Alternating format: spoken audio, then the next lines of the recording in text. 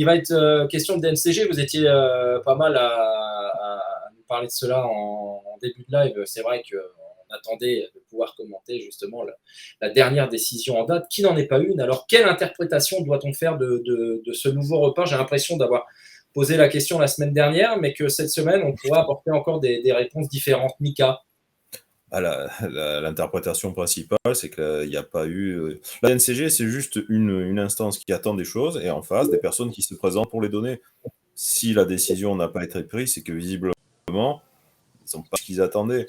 Alors, on reprend un peu ce qu'il y a sur la DNCG, c'est dit récemment par Romain Molina et par d'autres personnes, c'est qu'apparemment, vu les conditions financières des clubs de foot en général, ils auraient tendance à être un peu plus restrictifs que ce qu'il était auparavant, où ils pouvaient par moment se contenter d'intentions, de bonne volonté de la part des propriétaires, éventuellement, même ça avait été pointé par Romain Molina, de plus ou moins vraies, fausses offres d'achat de clubs étrangers sur leurs joueurs pour dire, bah, vous voyez, il y a de l'argent qui va rentrer, regardez, on m'a proposé à ces joueurs. C'est plus le cas. Maintenant, apparemment, ils veulent avoir une quasi-certitude que le club est viable et que donc le propriétaire est capable de couvrir l'ensemble des dépenses. Donc là, le club a dû envoyer des documents.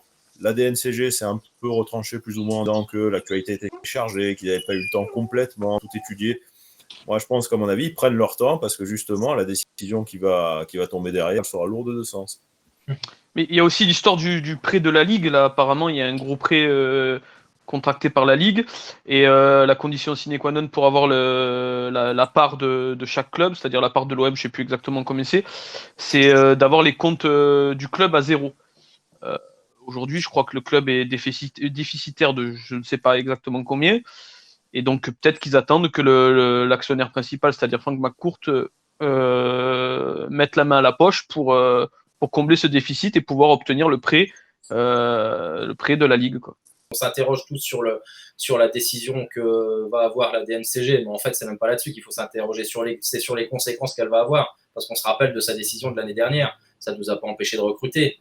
Je le redis, et je l'ai déjà redit, j'avais employé l'expression de marché un peu abusive sur la DNCG. Moi, c'est ça que je veux savoir. C'est l'incidence que ça va avoir sur l'Olympique de Marseille. Et Gilles, juste, je me permets de me retourner vers toi parce que tu dois t'en souvenir, sous l'époque de Robert Louis Dreyfus, on avait déjà des soucis avec la DNCG et on avait même été rétrogradé à titre conservatoire. C'était des soucis récurrents. C'était des soucis récurrents et ça me fait, tu as raison Romain, ça me fait penser à cette époque-là où chaque année, on savait que Robert Louis Dreyfus, à la même période, à la même époque, allait passer sous les fourches codines de ces messieurs de la DNCG, qu'il allait arriver avec son chéquier et qu'il allait inlassablement combler le déficit structurel qui plombait les comptes de l'Olympique de Marseille. Et ça me fait penser chaque année à cet épisode-là, effectivement. C'est-à-dire que Bordeaux, eux, sont immédiatement rétrogradés. À l'époque où l'OM n'avait pas d'argent, comme tu l'as dit précédemment, on nous rétrogradait à titre conservatoire, ce qui nous laissait quand même une possibilité de faire appel ou de combler les déficits pour évoluer en Ligue 1. Et là, en fait, on n'a pas eu cette habitude-là de ne pas savoir, comme le disait Gilles tout à l'heure, il n'y a pas de communication, pour qui, pourquoi, comment. L'OM est en fait un peu dans les limbes, sans savoir… Mais oui, mais c'est surtout… Mais tu as entièrement raison. Et moi, ce qui m'interpelle, je vais aller encore plus loin, c'est que quand tu analyses les passages à la DNCG de certains clubs, ça fait tilt. Comment un club comme Ajaccio, qui vient de monter en Ligue 1, qui n'a pas eu le temps, justement, de préparer quoi que ce soit, c'est-à-dire de trouver des sponsors, de trouver n'importe quoi. Ils sont passés à la DNCG parce qu'on leur a dit, vous passez tel jour. Ils sont passés, ils ont été encadrés, etc., etc. Et l'Olympique de Marseille se permet, comme si c'était le club phare, on va appeler un chat, hein, les gars, comme si c'était le patron de la Ligue 1, se permet lui-même de repousser ses échéances. Mais tu sais pas, Hichem, tu sais pas les raisons. Ça doit être un accord commun avec la DNCG. Tu peux pas dire oui, l'OM se permet. L'OM, ils ont dû aller, on va dire, la contre les jambes en disant à la DNCG, bon écoutez, on a tel ou tel problème. Est-ce que c'est possible de reculer, quoi. Ça doit être dans ces zones-là. Certes, mais je suis pas sûr qu'un club comme Ajaccio n'a pas eu la possibilité, d'avoir un peu de temps, par exemple. Ah, mais je suis d'accord avec toi, mais après, l'OM, c'est un des moteurs de la Ligue 1, médiatiquement, pour la publicité de la Ligue 1. Alors c'est sûr, est-ce qu'ils ont eu des faveurs pour reculer jusqu'au 23 peut-être, mais est-ce qu'on connaît les réelles raisons de Il n'y a pourquoi ça a personne été qui peut les reculé? connaître, les frérots. Voilà, donc voilà. Donc il y a sûrement une bonne raison qui fait que la DNCG a accepté sans piper de reculer au 23, quoi. Comment il l'aurait pas fait, quoi. Oui, En oui, tout cas- oui, bien sûr, En ça tout c'est cas, sûr. ce qui va se passer à l'issue de cet énième report de la DNCG va être vraiment révélateur sur la suite de l'épisode #VentoM. On le sait très bien. On est obligé de le citer parce qu'en creux, c'est de ça dont on parle quelque part. Et on Ouais, sait bien très sûr. bien que de cette issue-là, voilà, il y a des thèses qui vont soit être infirmées, d'autres qui vont être peut-être confirmées. Voilà, donc c'est vraiment tout le monde attend ça avec pas mal d'impatience pour y voir un peu plus clair et Bien Non, sûr.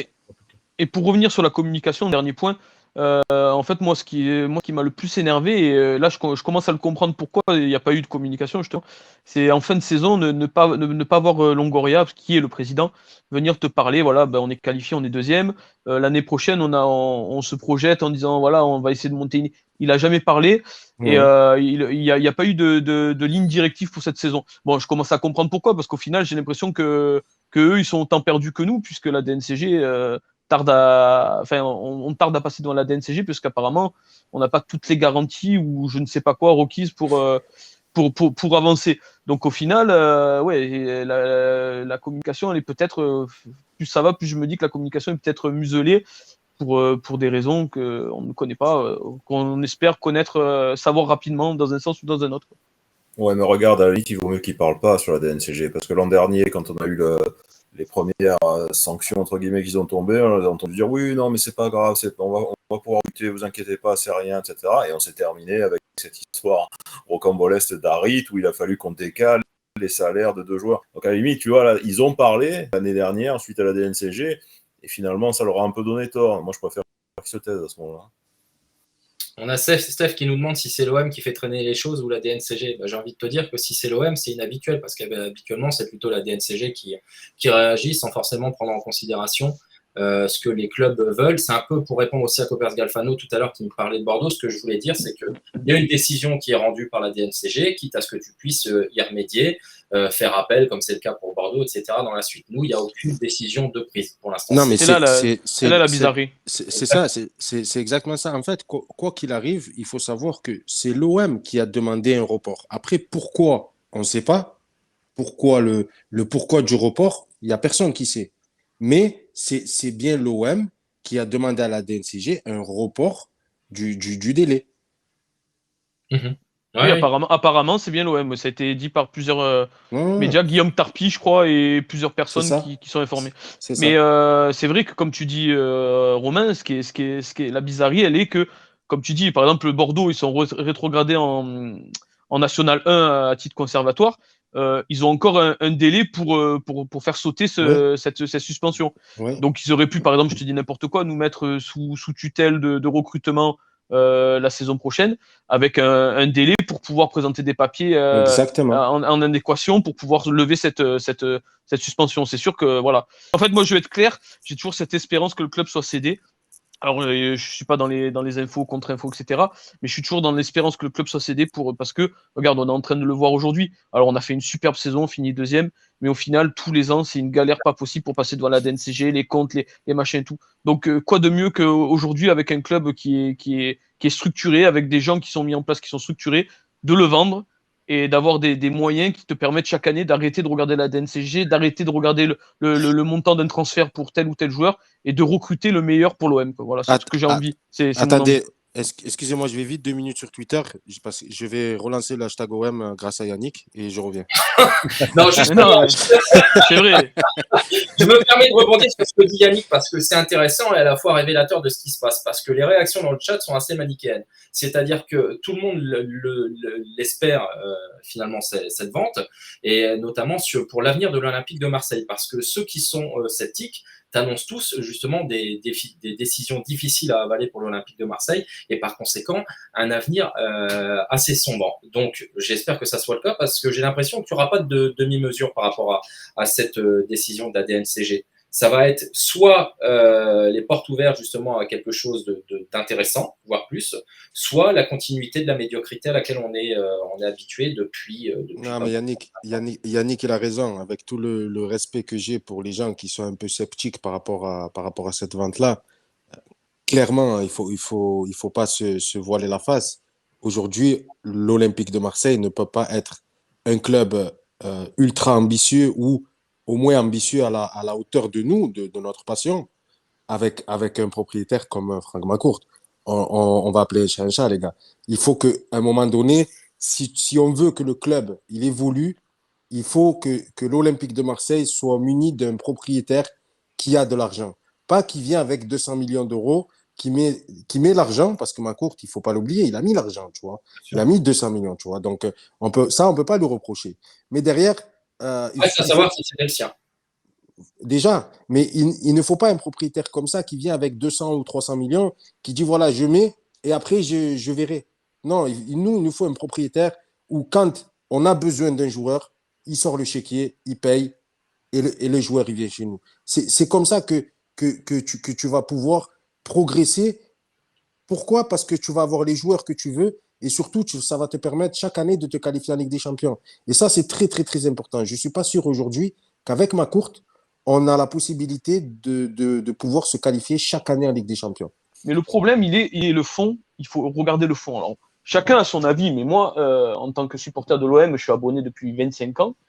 Ça fait 25 ans que je vois l'Olympique de Marseille faire une bonne saison, 3 mauvaises. Exactement. 2 bonnes saisons, 4 mauvaises. Et à chaque fois, il y a des galères d'argent. Alors, je me suis dit, putain, McCourt, il arrive, on va peut-être sortir un peu de ça et être un peu ambitieux. Au final, j'ai vite déchanté. Au bout de 2-3 saisons, j'ai compris qu'avec McCourt, on n'irait pas plus loin. C'est-à-dire que, comme tu dis, McCourt, il est venu, il a mis son argent, il a mis l'argent. Mais derrière, bon, il s'est mal entouré, etc. Et ça n'a pas fleuri. L'argent qu'il a mis, il n'a pas fructifié. C'est-à-dire, il a fait les mêmes erreurs qui sont passées avec les Dreyfus. Là, alors je sais pas si c'est lui ou X ou Y, mais en tout cas, là, il y a une structure qui est en train de se monter avec Longoria, Frio. Enfin, il y a quelque chose de professionnel. Voilà, il y a quelque chose de professionnel qui se monte autour de ce club et qu'on n'a jamais eu depuis plus de 30 ou 40 ans. Moi, j'ai jamais vu une structure aussi bien foutue, on va dire, dans le sens. Donc, maintenant, je me dis quelque chose. On a la structure, mais à l'heure actuelle, à l'instant T, on n'a forcément pas l'argent. Donc, qu'est-ce qu'on fait? On continue à avoir un club avec peu de moyens et espérer que Longoria ou le nouveau directeur sportif te prennent des prêts avec option d'achat ou des prêts secs. Et à chaque année, on recommence. Parce que cette année, ce qui va se passer, c'est que l'année dernière, on a très bien recruté, mais on a pris beaucoup de prêts. On avait Saliba qu'on a valorisé à mort, X ou Y. Et cette année, on doit en fait recommencer. Mais ça ne va pas durer comme ça. On ne peut pas recommencer chaque année à prendre 10 recrues, 15 recrues. C'est pas possible. Surtout que cette année, Yannick, surtout que cette année, les prêts, ils ont diminué. Hein. Selon les règles, tu peux plus faire de prêts comme les autres années voilà, précédentes. donc on peut pas vivoter comme ça pendant 20 ans. On va peut-être faire 2-3 saisons correctes et derrière on va replonger. Et quand on va plonger, c'est là le problème. C'est le jour où on va replonger, parce que là il a restructuré. Si McCourt reste et qu'il ne vend pas le club, quand on va replonger, mais les gars, on y va tout droit, on va tout droit en dépôt de bilan, parce que tout le monde se moque de Bordeaux.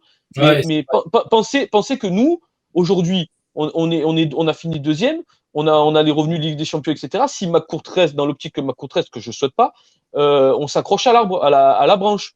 Mais le jour où on va faire des saisons à la Bordeaux, on va finir comme Bordeaux. Donc les gens, ils sont là, on te dit oui, mais le club, il faut pas qu'il soit vendu. Regarde McCourt, Longoria, machin, ils recrutent bien et tout. Mais Longoria, c'est pas un magicien. Sans argent, à un moment donné, il va dire à McCourt, écoute, c'est bien gentil, mais je peux plus rien faire.